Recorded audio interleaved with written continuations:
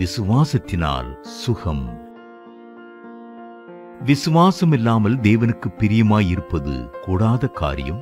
ஏனென்றால் தேவனிடத்தில் சேருகிறவன் அவர் உண்டென்றும் அவர் தம்மை தேடுகிறவர்களுக்கு பலன் அளிக்கிறவர் என்றும் விசுவாசிக்க வேண்டும். எபிரேயர் 11:6. விசுவாசம் என்பது பரலோகத்தின் அற்புதங்களை நமக்கு திறந்து தரக்கூடிய திறவுகோல் ஆகும். பூமியில் உள்ள பொருட்களை நாம் பணத்தை கொண்டு வாங்குகிறோம். ஆனால் பரலோகத்தின் ஆசீர்வாதங்களை விசுவாசத்தினால் தான் பெற்றுக்கொள்ள முடியும்.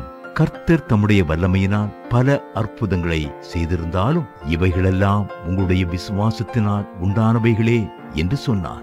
நீங்கள் தெய்வீக சுகத்தையும் ஆரோக்கியத்தையும் பெற்றுக்கொள்ள வேண்டுமானால் கர்த்தர் என்னை சுகப்படுத்தவும் என் நோய்களை நீக்கி எனக்கு ஆரோக்கியத்தை தரவும் வல்லமை உள்ளவர் என்பதை விசுவாசித்து அறிக்கையிட வேண்டும். பல வேளைகளில் பிரச்சனைகளையும் சூழ்நிலைகளையும் பார்ப்பதால் விசுவாசம் தள்ளாடுகிறது. பயமும் அவிசுவாசமும் அதைரியமும் தோல்விகளும் உங்களை சூழ்ந்து கொள்ளுகின்றன.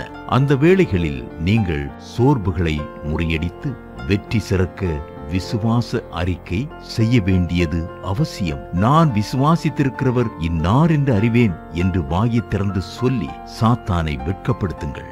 கர்த்தருடைய வாக்குத்தத்தங்களை எல்லாம் திரும்ப திரும்ப சொல்லும் போது உங்களுக்குள் பலத்த விசுவாசம் உருவாகும். ஒரு வாலிப பெண் கொடூரமான ஆஸ்துமா நோயினால் அவதிப்பட்டாள். அவளால் சரிவர படிக்க கூட முடியவில்லை.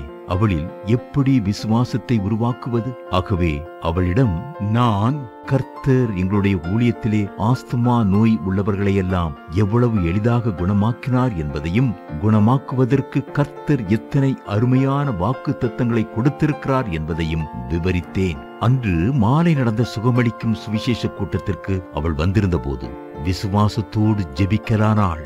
அவளுடைய விசுவாசத்தின்படியே அன்று தெய்வீக சுகத்தை பெற்றுக் கொண்டாள். ஆம், விசுவாசம் உருவாக வேண்டுமானால் வேத வசனங்களை நாம் விளக்கி காண்பிக்க வேண்டும். வேதத்திலே கர்த்தர் என்னென்ன அற்புதங்களை செய்திருக்கிறார் என்பதையும் உங்களுக்கும் அவற்றை செய்ய வல்லவர் என்பதையும் திட்டமும் தெளிவுமாய் கூற வேண்டும். அன்றைக்கு வனாந்தரத்திலே வழிநடந்த இஸ்ரவேல் ஜனங்களிலே பலவீனப்பட்டவன் ஒருவனும் இருந்ததில்லை. சங்கீதம் 105:37.